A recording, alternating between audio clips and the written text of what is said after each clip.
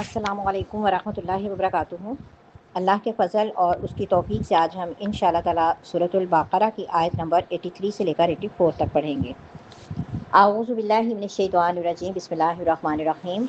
وَإِذْ اور جب آخذنا ہم نے لیا، میثاقا پختہ عہد، بنی اسرائیل سے، لا تعبدون نہیں تم سب عبادت کرو گے الا اللہ مگر اللہ کی، وبالوالدین احسانا اور والدین کے ساتھ احسان کرنا، وذی القربیٰ اور قرابت والوں، والیتامى اور یتیموں، والمساکین اور مساکین کے ساتھ بھی، وقولوا للناس حسنا اور تم سب کہو لوگوں سے اچھی بات، واقیموا الصلاۃ اور تم سب قائم کرو نماز، وآتوا الزکوٰۃ اور تم سب ادا کرو زکوٰۃ، ثم تولیتم پھر تم پھر گئے، الا قلیلا منکم مگر تھوڑے سے تم میں سے، وانتم اور تم معرضون سب اعراض کرنے والے ہو۔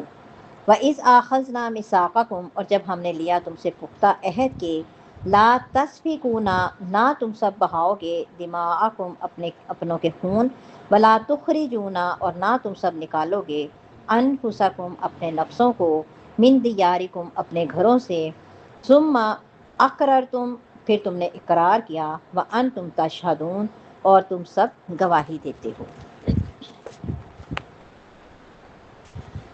اس سے پہلے ہم نے پڑھا ہے کہ اللہ تعالیٰ نے بنی اسرائیل کو وہ احسانات یاد دلائے جو ان کے بزرگوں پر کیے گئے تھے، لیکن انہوں نے کیا کیا، ناشکری کی اور کفر کا راستہ اختیار کیا، جس کے نتیجے میں کئی بار ان پر اللہ تعالیٰ کا عذاب نازل ہوا۔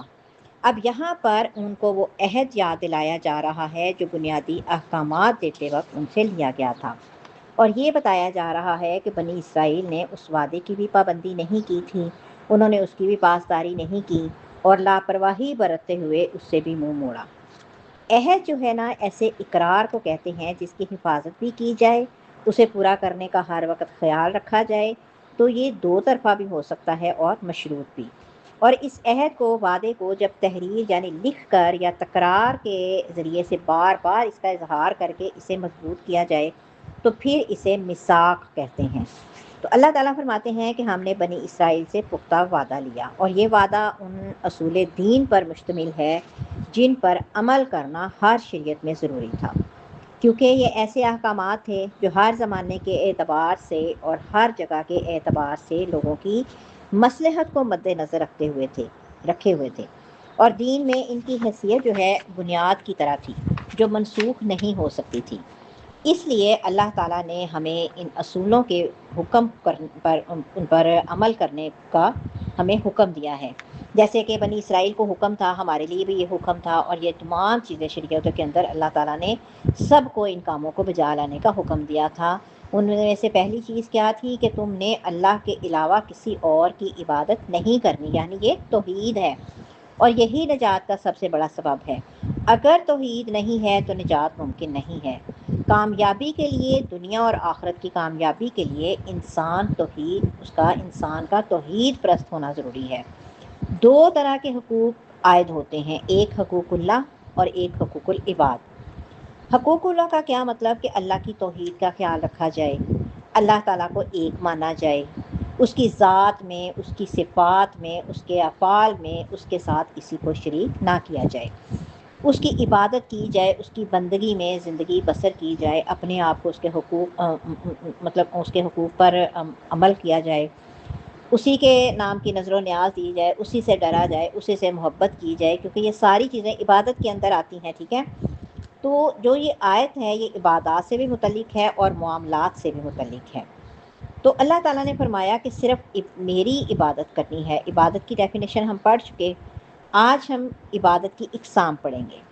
عبادت کی 4 قسمیں ہیں۔ نمبر 1 بدنی عبادت، یعنی جو جسم کے ذریعے سے ہوتی ہے، جیسے نماز ہے، طواف ہے، حج ہے، عمرہ ہے، روزہ ہے، رکوع ہے، سجدہ ہے۔ نمبر 2 مالی عبادت، صدقہ و خیرات، اللہ کے نام کی نظر و نیاز دینا۔ نمبر 3 لسانی عبادت، یعنی زبان کے ذریعے سے جو ہوتی ہے، اللہ کا ذکر کرنا، تلاوت کرنا۔ اور نمبر 4 قلبی عبادت، جس کا تعلق جو ہے دل سے ہوتا ہے، جیسے اللہ تعالیٰ پر ایمان لانا، اللہ تعالیٰ پر بھروسہ کرنا، اللہ تعالیٰ سے ڈرنا، اللہ تعالیٰ سے محبت رکھنا، اللہ تعالیٰ سے امید رکھنا۔ تو یہ سب جو ہے نا دل کے عمل ہیں۔ تو تمام تر اقسام کی عبادات صرف اور صرف اللہ تعالیٰ کے ساتھ ہونی چاہیے۔ اگر ہم اس میں کسی غیر کو شریک کرتے ہیں تو یہ شرک ہے جو سنگین جرم ہے، جو کبھی بھی کسی بھی صورت معاف ہونے والا نہیں ہے۔ توحید جو ہے نا، یہ صرف دین کی بنیاد ہے۔ اگر یہ بنیاد نہیں ہے تو کوئی بھی عمل اللہ تعالیٰ کے ہاں قابل قبول نہیں ہے۔ پھر اس کے بعد حقوق العباد ہیں، ان کے اندر سب سے پہلا نمبر والدین کا ہے۔ اللہ تعالیٰ نے فرمایا کہ والدین کے ساتھ اچھا سلوک کرو، احسان کرو، اور قرآن پاک میں متعدد مقامات پر اللہ تعالیٰ نے اپنی توحید کے ساتھ والدین کے ساتھ حسن سلوک کا حکم دیا ہے۔ پھر حضرت عبداللہ بن مسعود رضی اللہ تعالیٰ عنہ سے روایت ہے کہ انہوں نے رسول اللہ صلی اللہ علیہ وآلہ وسلم سے پوچھا کہ سب سے افضل عمل کون سا ہے؟ آپ صلی اللہ علیہ وسلم نے فرمایا کہ نماز کو اس کے وقت پر پڑھنا۔ پوچھا پھر کون سا؟ والدین کے ساتھ نیک سلوک کرنا۔ پھر پوچھا پھر کون سا کام؟ کہ جہاد فی سبیل اللہ۔ یہ صحیح بخاری کی حدیث نمبر ہے 527۔ تو والدین کے ساتھ حسن سلوک کیوں؟ اللہ تعالیٰ کے بعد ہمارے اس دنیا میں آنے کا سبب ہمارے والدین ہیں۔ پھر دیکھیے کہ وہ ہماری پرورش کس طریقے سے کرتے ہیں۔ ماں کمزوری کے اوپر کمزوری برداشت کر کے، تکلیف پر تکلیف برداشت کر کے ہمیں اپنے پیٹ میں رکھتی ہے، پھر جنم دیتی ہے، جو جنم کے وقت کی تکالیف ہیں، وہ جو تکلیف ہوتی ہے وہ اٹھاتی ہے، پھر انسان کی پرورش، اس کو دودھ پلانا، یہ بڑے سخت معاملات ہوتے ہیں کہ جن سے والدین گزر رہے ہوتے ہیں۔ اسی لیے ان سے حسن سلوک کرنا یہ سب سے پہلا حق ہے۔ اور سورہ بنی اسرائیل آیت نمبر 24 میں اللہ تعالیٰ نے ہمیں دعا سکھائی ہے، رب ارحمہما کما ربیانی صغیرا، کہ اے میرے رب ان دونوں پر رحم کر جیسے انہوں نے بچپن میں چھوٹا ہونے کی حالت میں میری پرورش کی، مجھے پالا، کیونکہ تب انہوں نے بھی مجھ پر رحم کیا تھا۔ بڑی جگہوں پر میں بہت تنگ کرتا تھا۔ بچہ دیکھیں کہ ایک بات 10 دفعہ کرتا ہے اور ماں باپ اس کا جواب دیتے ہوئے بالکل کوئی کوفت محسوس نہیں کرتے۔ حضرت باز بن حکیم اپنے والد سے اور اپنے باپ سے، اور وہ اپنے والد سے روایت کرتے ہیں کہ انہوں نے کہا کہ میں نے پوچھا یا رسول اللہ صلی اللہ علیہ وآلہ وسلم، میں کس سے اچھا سلوک کروں؟ تو آپ صلی اللہ علیہ وسلم نے فرمایا اپنی ماں سے، پھر اپنی ماں سے، پھر اپنی ماں سے، پھر اپنے باپ سے، اور پھر قریبی رشتہ داروں سے۔ سنن ابی داؤد کی حدیث نمبر ہے 5139۔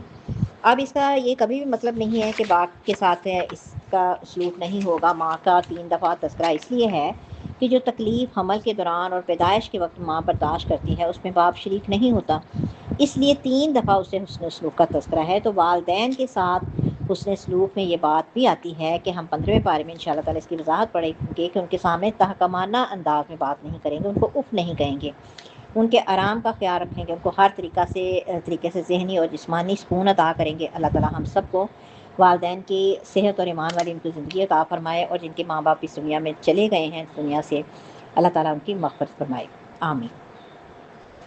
پھر ہے وذی القربیٰ اور رشتہ داروں کے ساتھ حسن سلوک، کیونکہ رشتہ داری کو ملانے کا اسلام نے بہت اس کے بارے میں تاکید کی ہے، تاکیدی حکم دیا ہے۔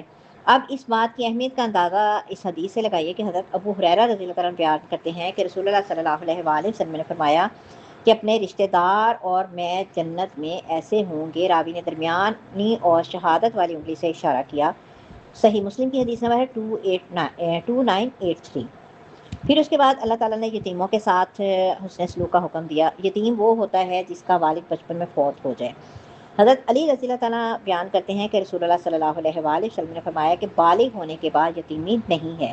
یہ سنن نبی داود کی حدیث نمبر ہے 2573، یعنی بلوغت سے پہلے بچہ یتیم ہوتا ہے۔ جب وہ بالغ ہو جائے، خواہ اس کے باپ کی ڈیتھ ہوئی ہے تو اس کو، یعنی وہ والا ظاہر ہے اب اس کے پاس عقل ہے، شعور ہے، وہ بالغ ہو چکا ہے، وہ خود اپنی کفالت کر سکتا ہے، تو اللہ تعالیٰ نے اس کے ساتھ بھی حسن سلوک کا حکم دیا ہے۔ جیسے ابھی ہم نے حدیث پڑھی کہ نبی صلی اللہ علیہ وآلہ وسلم نے اپنے ساتھ کی بشارت دی ہے، اس کو جو یتیموں کے ساتھ حسن سلوک کرتا ہے تو ہمیشہ کے ساتھ، مطلب ہمیشہ ان کے ساتھ اچھا سلوکی کرنا چاہیے، اچھے انداز سے پیش آنا چاہیے۔ تو اللہ تعالیٰ نے قرآن پاک میں بہت تلقین کی ہے۔ سورہ نساء میں انشاءاللہ تعالیٰ ہم اس کی وضاحت پڑھیں گے۔ اور پھر اس کے بعد ہے مساکین کا تذکرہ۔ مساکین ایسے اسے کہتے ہیں جس کی آمدنی اس کی ضروریات سے کم ہو، اور اس کے ساتھ بھی حسن سلوک کا حکم ہے۔ وَقُولُوا لِلنَّاسِ حُسْنًا، اور اس کے بعد اللہ تعالیٰ نے انسان کو اچھا کلام کرنے کا حکم دیا ہے، اچھی گفتگو کرنے کا انسان کو حکم دیا ہے کہ اس کی گفتگو جو ہے وہ پاکیزہ ہونی چاہیے، اس کی گفتگو عمدہ ہونی چاہیے، یعنی حسن سلوک کرنا ہے، رویہ بھی درست ہونا چاہیے اور الفاظ بھی اس کو اچھے استعمال کرنے چاہیے۔ اب قولوا للناس حسنا جو ہے نا، یہ اس میں آتا ہے کہ لوگوں کو نیکی کا حکم دینا، ان کو برائی سے روکنا، اور ان کو علم سکھانا، ان میں سلام کو پھیلانا۔ تو امام ابن کثیر رحمہ اللہ فرماتے ہیں قول حسن یہ ہے کہ نیکی کا حکم دے، برائی سے منع کرے، بردباری اور عفو درگزر سے کام لے، اور جیسا کہ اللہ تعالیٰ نے فرمایا ہے کہ لوگوں سے اچھی بات کرے اور ہر وہ اچھی بات کرے جسے اللہ تعالیٰ پسند کرتے ہیں۔ تو رسول اللہ صلی اللہ علیہ وآلہ وسلم نے فرمایا کسی نیکی کو حقیر نہ سمجھو، اگر تم کچھ اور نہ کر سکو تو کم از کم اپنے بھائی سے کھلے چہرے کے ساتھ ملو۔ صحیح مسلم کی حدیث نمبر ہے 2626، یعنی کسی مسلمان کو مسکرا کر ملنا، اچھے اخلاق سے اسے پیش آنا، یہ بھی نیکی ہے۔ اور اس کی اہمیت کا اندازہ آپ اس بات سے لگائیے کہ نبی صلی اللہ علیہ وآلہ وسلم کفار کے ساتھ بھی، مخالفین کے ساتھ بھی عمدہ ترین گفتگو کرتے تھے اور حکم دیتے تھے۔ تو سیدہ عائشہ رضی اللہ تعالیٰ عنہ بیان کرتی ہیں کہ یہودیوں نے نبی صلی اللہ علیہ وآلہ وسلم کے پاس آ کر کہا السلام علیک، جس کا مطلب یہ ہے کہ تجھ پر ہلاکت ہو، تجھ پہ موت ہو۔ تو حضرت عائشہ رضی اللہ تعالیٰ نے ان پر لعنت کی۔ تو آپ صلی اللہ علیہ وآلہ وسلم نے پوچھا عائشہ تجھے کیا ہوا ہے؟ تو حضرت عائشہ رضی اللہ تعالیٰ نے عرض کیا کہ آپ نے ان کی بات نہیں سنی؟ تو فرمایا تو نے میری بات نہیں سنی کہ میں نے وعلیکم کہا تو تم پر بھی ہو، یعنی جتنا انہوں نے کہا تھا میں نے وعلیکم کہہ کے اس بات کو ختم کر دیا۔ صحیح بخاری کی حدیث نمبر ہے 2935۔ تو مخالف کے ساتھ بھی بات کرتے ہوئے انسان کو عمدہ ترین گفتگو کرنی چاہیے۔ اسی طرح رسول اللہ صلی اللہ علیہ وآلہ وسلم نے فرمایا کہ بیوہ اور مسکین پر نگران اللہ کی راہ میں مجاہد کی طرح ہے، یا رات کو قیام اور دن کو روزہ رکھنے والے کی طرح ہے۔ یہ صحیح بخاری کی حدیث نمبر ہے 5353۔ تو ان تمام احادیث ہمیں ان احکامات کی اہمیت کا شروع تو جیسے بنی اسرائیل کو اچھی بات کہنے کا حکم تھا شروع میں، تو ہمارے لیے بھی یہی حکم ہے، بلکہ ہمیں کہا گیا ہے سورہ بنی اسرائیل آیت نمبر میں کہ ان کو قول حسن قولوا للناس حسنا ہمیں کہا گیا ہے، یعنی حسن سپر ڈگری زیادہ اچھی بات کہو، ٹھیک ہے۔ اور پھر یہاں پر قابل غور بات یہ بھی ہے کہ بس اوقات ہم مالی اعتبار سے بھی کسی کے ساتھ حسن سلوک کر دیں۔ اب ہر کسی کے پاس تو یہ طاقت نہیں ہے کہ وہ اپنے مال کے ذریعے سے دوسروں کو فائدہ پہنچائے، اس لیے اللہ تعالیٰ نے ایک ایسی چیز کا حکم دیا ہے جو سب کے اختیار میں، یعنی اچھا تو غریب بھی بول سکتا ہے، امیر بھی بول سکتا ہے۔ تو اس وجہ سے اللہ تعالیٰ نے انسان کو یہ ادب سکھایا ہے، جو تعلیمات اللہ تعالیٰ نے اپنے بندے کو دی ہیں ان میں یہ بھی ہے کہ انسان اپنے اقوال اور افعال میں پاکیزہ رہے، فحش گوئی اور بےہودہ گوئی سے اجتناب کرے، لڑائی جھگڑا نہ کرے، گالی گلوچ نہ کرے، اچھے اخلاق سے پیش آئے، لوگوں کے ساتھ حسن سلوک کرے، صبر کرے۔ پھر اس کے بعد اللہ تعالیٰ نے نماز کو قائم کرنے کا حکم دیا، اور قائم کرنے میں آپ جانتے ہیں کہ اس کو اول وقت میں پڑھنا، سنت کے مطابق پڑھنا، باجماعت پڑھنا، پابندی کے ساتھ پڑھنا، اس کے اراکین کو خوشی و خضوع کے ساتھ ادا کرنا نماز قائم کرنے کے اندر آ جاتا ہے۔ یہ تمام چیزیں جو ہے نا وہ آ جاتی ہیں۔ اور انسان کے مسلمان ہونے کی علامت بھی یہی ہے کہ جب مسلمان ہے، اس میں فرق بھی یہی ہے۔ پھر اللہ تعالیٰ نے اسلام کے تیسرے اہم بنیادی رکن کا حکم دیا، اور یہی حکم ہمارے لیے بھی ہے کہ زکوٰۃ ادا کرو، جس سے تمہارے مال جو ہے وہ پاک ہو جائیں، ٹھیک ہے، اور اس سے تمہارے مال کے اندر اضافہ بھی ہوگا، اور عملی طور پر انسان کے اسلام کا اظہار ہے کہ ہاں واقعی اللہ تعالیٰ کی ذات پر ایمان رکھتا ہے۔ تو رب العالمین فرماتے ہیں کہ ہم نے تمہیں ان تمام باتوں کا حکم دیا جو تم میں سے بہت تھوڑے تھے جو اس وعدے پر قائم رہے، باقی جو تھے انہوں نے اعراض کیا، انہوں نے منہ موڑا اور انہوں نے عہد شکنی کی۔ اور یہاں بھی اللہ تعالیٰ کے انصاف کا عالم یہ ہے کہ اللہ تعالیٰ نے جو تھوڑے سے ہی چاہے تھے نا، لیکن انہوں نے وعدہ نہیں توڑا تھا، انہوں نے شرک نہیں کیا تھا، بلکہ انہوں نے الگ سے ذکر کیا۔ جیسے اللہ تعالیٰ نے بنی اسرائیل سے گزشتہ وعدے لیے تھے، اسی طرح اللہ تعالیٰ نے ان سے بھی یہ وعدہ بھی لیا تھا کہ آپس میں دنگا فساد کرنے کے بجائے ایک دوسرے کے حقوق کا خیال رکھنا ہے، آپس میں صلح کے ساتھ رہا کرو، اور ایک دوسرے کو گھروں سے نہیں نکالنا، لیکن انہوں نے اس وعدے کی پاسداری نہیں کی تھی۔ اللہ تعالیٰ نے فرمایا کہ تم نے اقرار بھی کیا تھا اور تم اس بات کے اوپر گواہ بھی ہو کہ اقرار کرنے کے بعد تم پھر جو ہے نا وہ کیا تم نے کیا۔ کل کے سبق میں انشاءاللہ تعالیٰ ہم اس کے بارے میں پڑھیں گے کہ انہوں نے اس وعدے کو کس طریقے سے توڑا۔ اور ایک اور بات قابل غور ہے، اللہ تعالیٰ نے فرمایا کہ تم اپنے خون نہیں بہاؤ گے اور اپنے آپ کو گھروں سے نہیں نکالو گے، کیونکہ امت مسلمہ کے افراد جو ہیں نا ایک جسم کی طرح ہوتے ہیں، تو کسی بھی مسلمان کا خون بہانا گویا کہ اپنا خون بہانا ہے۔ رسول اللہ صلی اللہ علیہ وآلہ وسلم نے فرمایا کہ تو تمام جو مومن ہیں نا اپنی باہمی دوستی، ایک دوسرے پر رحم اور ایک دوسرے پر شفقت کرنے میں ایک جسم کی مانند ہے۔ جب اس کا ایک عضو بیمار ہوتا ہے تو اس جسم میں مبتلا ہوتا ہے تو سارا جسم جو ہے نا اس میں مبتلا ہو جاتا ہے۔ صحیح مسلم کی حدیث نمبر 2626۔ تو آج کے سبق میں بہت اہم احکامات ہم نے پڑھے۔ اللہ تعالیٰ سے دعا کرتی ہوں کہ وہ ہمیں ان پر سب پر ایمان لانے کی اور اس پر عمل کرنے کی توفیق عطا فرمائے، کیونکہ عزیزات یہ قرآن قصے کہانیوں کی کتاب نہیں ہے، یہ قرآن ہماری اصلاح کے لیے اترا ہے۔ یہ ایک ایسی کتاب ہے کہ جس میں ہمارا ہی تذکرہ ہے۔ اس وجہ سے جو قرآن پڑھتے ہیں اس میں سے دیکھا کریں کہ میرے رب نے آج مجھ سے کیا گفتگو کی ہے، اور آج میرے رب نے مجھے کیا کرنے کا حکم دیا ہے، اور کن چیزوں سے رب نے مجھے روکا ہے۔ تو اللہ تعالیٰ ہم سب کو ان احکامات پر عمل کرنے کی توفیق عطا فرمائے، آمین یا رب العالمین۔